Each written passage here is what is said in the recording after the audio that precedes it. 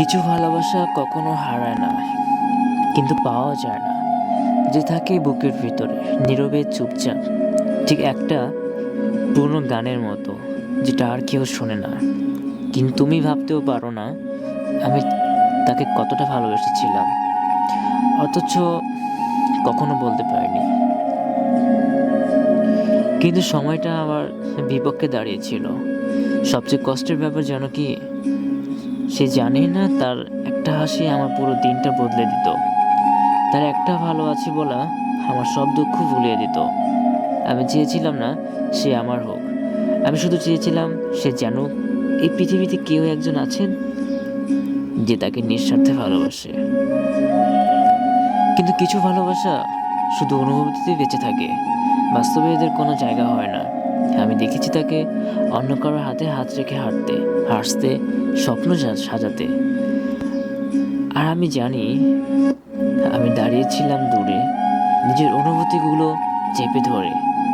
কারণ ভালোবাসা মানে তো পাওয়া নয়, কখনো কখনো ছেড়ে দিতে জানতে পারাটাও ভালোবাসা। রাতে ঘুম আসে না, মনে হয় যদি একবার বলতাম, যদি একটু সাহস করতাম।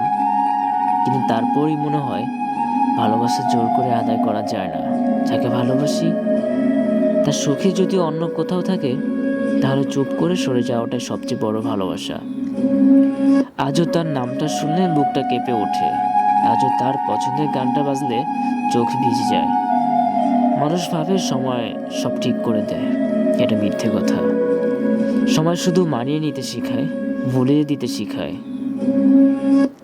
না পাওয়া ভালোবাসা একটা অভ্যাসে পরিণত হয়, প্রতিদিন একটু একটু করে বুকের ভিতর বসে যায়।